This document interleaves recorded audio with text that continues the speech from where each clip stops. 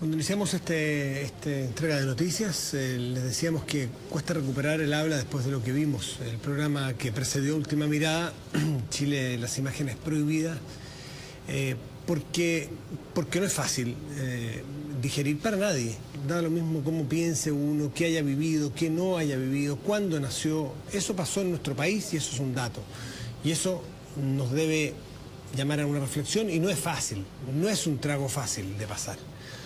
Y lo que sucedió ayer, cuando vimos este cara a cara entre Ernesto Lechterman y Juan Emilio Cheire en Televisión Nacional, también fue un episodio duro, un episodio muy potente. Yo me siento frente a la historia. Te prometo, cuando te vi entrar aquí al canal me impresionó mucho, porque a la vez estaba viendo las imágenes de tu padre, Manuel Guerrero Antequera. Muchas gracias por estar aquí, muy buenas noches. Gracias, Matías. Claro, estaba viendo el programa, yo aquí en la oficina, y apareciste tú y se me produjo algo muy especial. Es una cosa que es humana que lo viven, porque es como un poco encarnado lo que estaba viendo, y además que estaba viendo hace un minuto a los 14 años cómo te tocó enfrentar esa realidad. Pero quiero llevarte un segundito antes al caso Lechterman. ¿Cómo lo viviste? ¿Te sentiste identificado hasta qué punto? Muchísimo, muchísimo. Yo creo que los hijos de estos luchadores sociales que fueron ejecutados políticos durante la dictadura, en distintos momentos de nuestra biografía hemos pensado qué ocurriría si yo me topara en un cara a cara con las personas que estuvieron involucradas en el asesinato de nuestros padres. Más directamente, qué ocurriría si estuviera frente a quien lo torturó, frente a quien, en mi caso, degolló a mi padre. Por ejemplo, yo me enteré no hace mucho que la cárcel de Punta Peuco está aquí muy cerca de Santiago. Y ahí están cumpliendo condena algunos de los asesinos de mi padre. Y con el mismo abogado Héctor Salazar tomamos contacto a ver si el Fanta accedía a tener una entrevista. Entonces yo creo que lo que le pasó a Ernesto nos pasa mucho. Y hay que tener bastante coraje para llegar a concretar eso, porque no es un paso fácil. Sin embargo, creo que ya es tiempo de estos cara a cara, es tiempo del cara a cara respecto a los autores materiales, a los autores intelectuales, y también respecto a este cara a cara que estamos viviendo como sociedad, de volver a abrir este tema con bastante transparencia, ya con evidencia, ya con cierta distancia crítica, creo yo, que nos permita lo que tú decías, una reflexión. Tocas muchos puntos en esta respuesta y no quiero dejarlos pasar.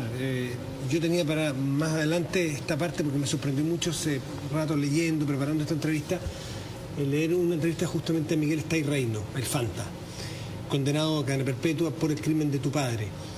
Y me sorprendió mucho leer que tú le habías pedido una entrevista. Se lo escuché a él en una entrevista, lo leí más bien. Y él estaba dispuesto. No sé si se produjo después eso, no sé si le autorizaron.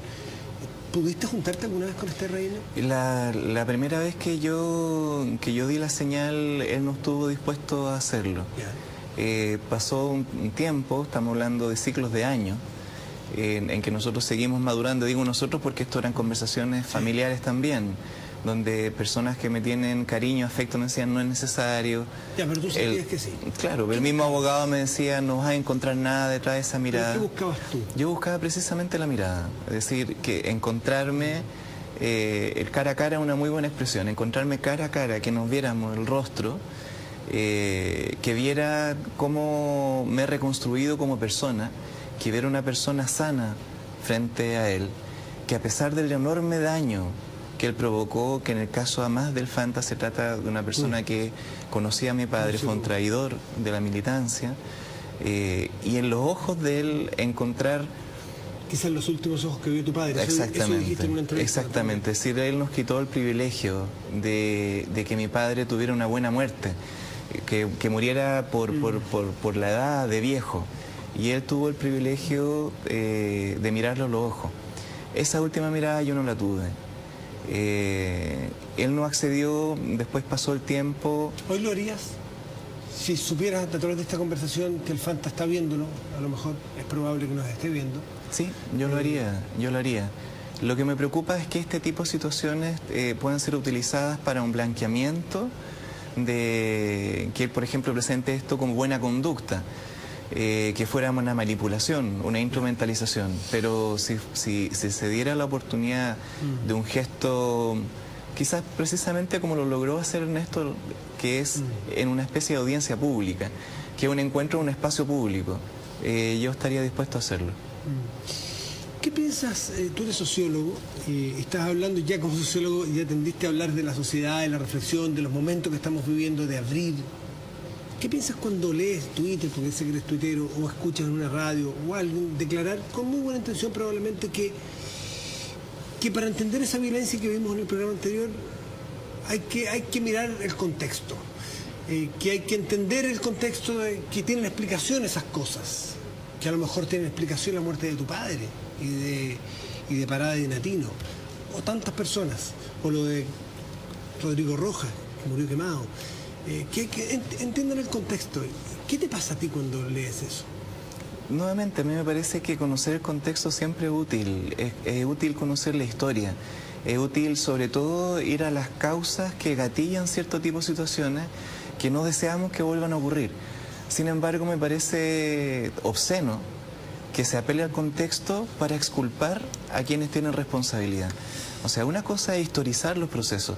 A mí me interesa mucho esto, porque no quisiera que se pensara que quienes cometieron estos crímenes son personas subnormales, que son marcianos, que vienen de otro planeta. No, son personas que en forma fría, técnica, tomaron una decisión, la planificaron, ocuparon recursos públicos, la ejecutaron. A mí me interesa conocer el contexto, me interesa dónde se entrenaron, me interesa cuáles fueron los mandos que llevó a esto, cómo fue el proceso de que ciertas personas, ciertos seres humanos tuvieran una marca que era posible exterminarlo. A mí me interesa mucho el contexto, pero sobre todo me interesa que el contexto explique el proceso y que se asuman las responsabilidades éticas y también las responsabilidades penales.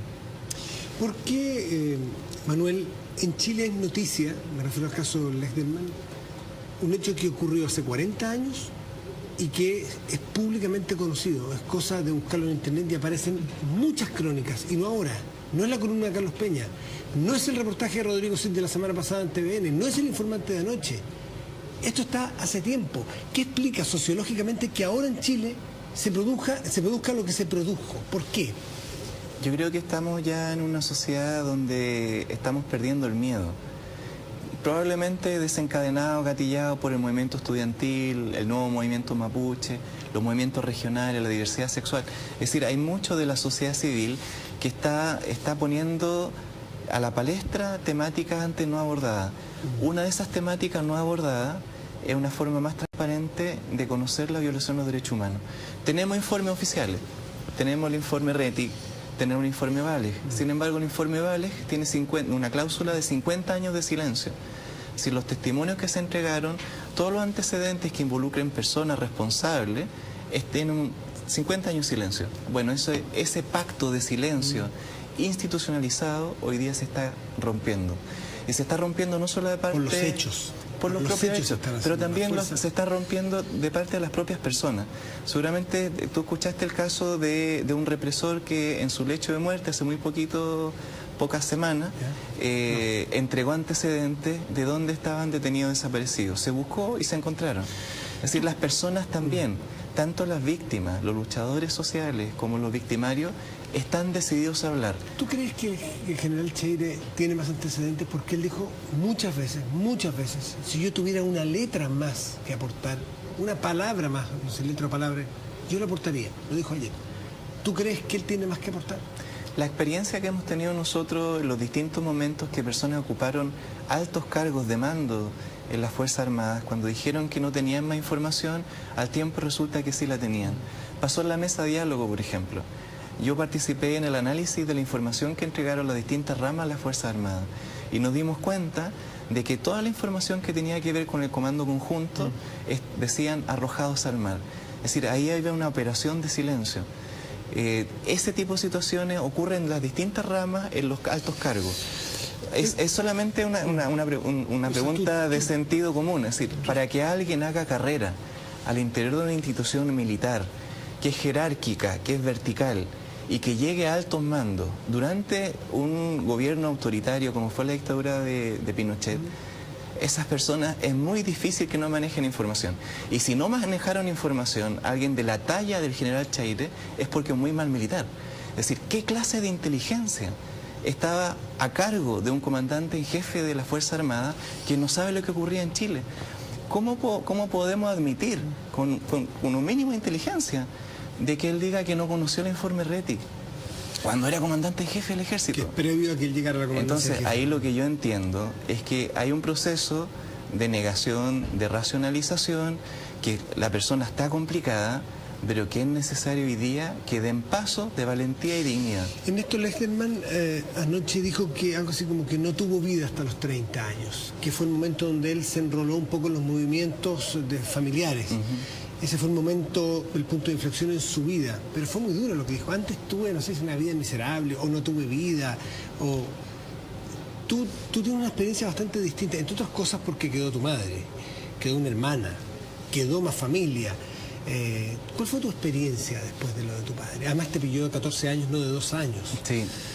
Que tiene pros y contras eso, sí, ¿no? Pero reconozco en ese testimonio algo en común, que tiene que ver cuando él dice, yo empecé a vivir cuando me uní a hijos, a la agrupación.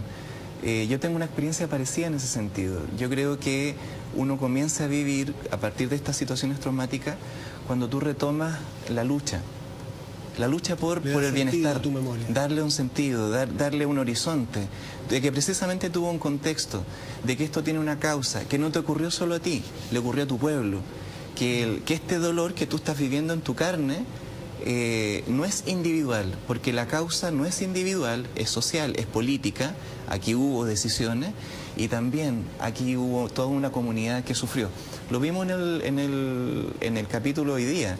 Es decir, están estos llamados casos emblemáticos, que no estoy de acuerdo con el nombre, pero se les conoce así, de Rodrigo Roja, la Carmen Gloria, el caso nuestro. Pero están los pobladores allanados. Miles. Son más NN, si se quiere. Bueno, son personas con menos acceso. Eso que me pasó a mí, le pasó a muchos.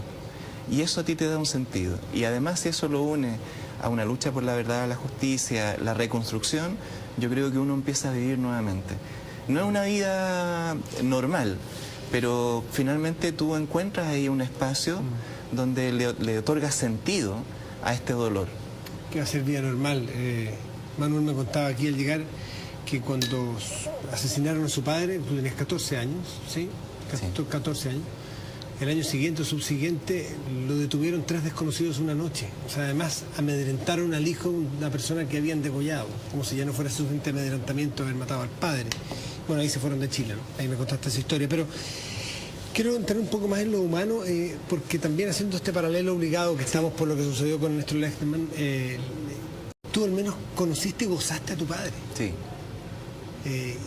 Y esa también es una perspectiva distinta. Sí, de todas maneras. O sea, yo tuve la fortuna en un tiempo muy breve, lamentablemente, pero fueron tiempos muy intensos. Es decir, mi padre fue detenido el año 76, secuestrado por lo que nosotros hoy día conocemos como el Comando Conjunto. Estuvo detenido, desaparecido un par de meses, torturado, baleado. Fue preso político, lo recuperamos con vida. Salimos al exilio, estuvimos 6 años fuera, volvimos el 82 y el 85 ya lo mataron. Entonces yo un día saqué la cuenta a ver cuánto tiempo viví con él, porque es tan inagotable la cantidad de recuerdos que tengo con él, que es como si hubiese vivido toda mi vida actual. Y no, yo con él de haber compartido, si lo sumo todo, 7 años, pero fueron muy intensos y eso es un privilegio. Es decir, era una persona íntegra, una persona comprometida. El gusto por la lectura, por la música, por el fútbol, por gozar la vida intensamente, Manuel, lo heredé de él. Manuel, los que vimos el programa que nos precedió, a muchos seguro nos quedó una frase tuya, este niño no llora, algo así. ¿Lloró alguna vez ese niño? ¿Lloraste alguna vez a tu padre? ¿Cómo? Porque se te vio tan entero. Cuando tú le hablas a tu comunidad escolar, recién secuestrado a tu padre, y dices, lo más probable es que lo maten. Ahí está la imagen, ahí estás tú. Eso que estamos viendo ahí en la pantalla es Manuel, cuando el padre había sido secuestrado recién, y tiene la entereza con 14 años de enfrentarse y decir, ojalá no aparezca en un río muerto, es lo más probable. Pero ¿cuándo lloraste tu padre? Me tomó mucho tiempo, mucho tiempo. me tomó el tiempo necesario para elaborarlo, para no sentir tal vez culpa de llorar.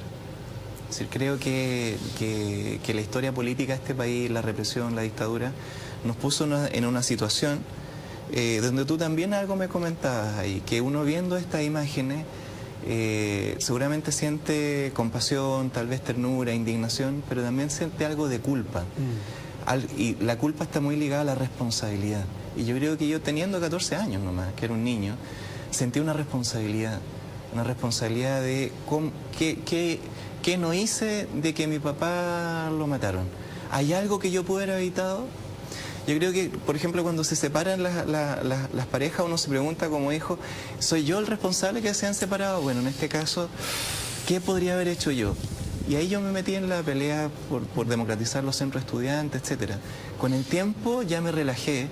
Cuando otras personas, tuve un colchón afectivo muy rico, que eran mi amigo de los estudiantes secundarios, la media, muchísimas personas desconocidas, que me dijeron, ¿sabes qué? Suelta la mochila y convierte esto que viviste tú en un trampolín. Y esa es la figura que yo quisiera. Manuel, por último, en todas las marchas que veíamos, en todas las romerías, se escuchaba de fondo el justicia, justicia, justicia. En el caso tuyo, en teoría, hay justicia. En teoría me refiero, formalmente hay condenados, hay 16 condenados, Corte Suprema, hay condenados a cadena perpetua, en fin, hay distintas graduaciones de condena. Pero tú en el fondo sientes que se hizo justicia. ¿Hay justicia en el caso de tu padre y de los degollados en general? Hay una justicia parcial, y una justicia en primer lugar que se logró gracias a este movimiento familiares que se veía, el de bandejón de todos los viernes, muchos años, a jueces valientes como fue el juez Cano Robles. Logramos justicia parcial en este caso, pero faltan los principales. Si tú te fijas quiénes están presos, en general son personas de bajo rango, pero falta aquí los autores intelectuales, sobre todo faltan responsabilidades políticas. Veíamos en el reportaje, por ejemplo, las explicaciones de Cuadra. Francisco Javier Cuadra, y él decía, mira, acá hay un factor humano que falló en la dictadura, porque no toda dictadura es eficiente. Ahí hay un error. Esta dictadura fue muy eficiente, fue eficiente para matar. Mató selectivamente, mató masivamente. Fue una dictadura muy eficiente. Y mientras hayan personas como Francisco Javier Cuadra que exculpen su propia responsabilidad, me parece que la justicia no es completa. Y no se trata de venganza, esto es súper importante de entenderlo. Se trata de que nosotros como sociedad nos reencontremos, no solo en el relato, no solamente que nos impresionemos y nos emocionemos, sino que nos reencontremos en elaborar conjuntamente de que haya justicia, haya verdad, haya reparación y finalmente nos reintegremos en forma ya sana. Unida y confiada entre los chilenos. Y en un piso común, que es que esto nunca más vuelva a suceder. Manuel Guerrero, te quiero dar las gracias por estar aquí esta noche en La Última Mirada. Muchas gracias por esta conversación, Matías. Chao.